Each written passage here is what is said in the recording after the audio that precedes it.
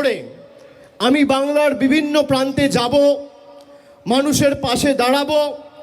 বিশেষ করে এই এসআইআর প্রক্রিয়া চলাকালীন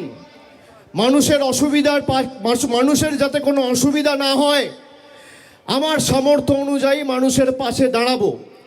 আগামীকাল আমি আলিপুরদুয়ার যাব, ফিরে এসে 6 তারিখ বীরভূম যাব, 7 তারিখ উত্তর দিনাজপুর দক্ষিণ দিনাজপুর করে 8 তারিখ মালদা করব।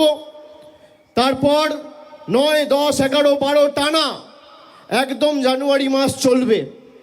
আপনারা মাঠে ময়দানে লড়াই করবেন, আমিও আপনাদের সহকর্মী সতীর্থ হিসেবে, মমতা বন্দ্যোপাধ্যায়ের সৈনিক হিসেবে মাঠে ময়দানে আপনাদের সাথে কাঁধে কাঁধ মিলিয়ে লড়াই করব। কিন্তু আজকে এই সভা আবার জিতবে বাংলার যে শুভ সূচনা, এটা আমরা আজকে দক্ষিণ 24 পরগনা এবং বারুইপুরের মাটি থেকে এর শুভ সূচনা করলাম।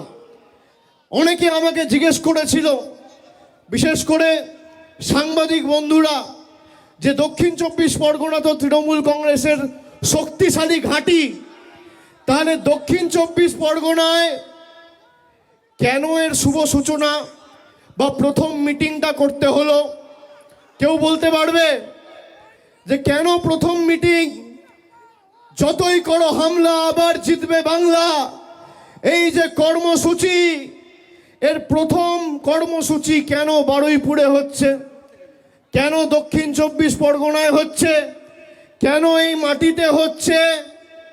তার কারণ আমরা যখন কোনো শুভ কাজে বেরোই, বড় কাজে যাই, তখন মা বাবার আশীর্বাদ নিয়ে বেরোতে হয়।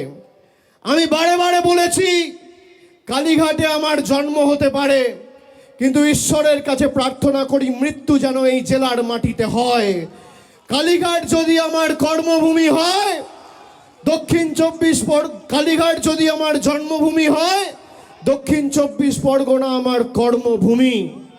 তাই আপনাদের সকলের আশীর্বাদ নিয়ে, ভালোবাসা নিয়ে, শুভেচ্ছা নিয়ে, স্নেহকে পাথেয় করে, আশীর্বাদকে পাথেয় করে আজ থেকে এই লড়াই শুরু করলাম বাংলার মাটিতে।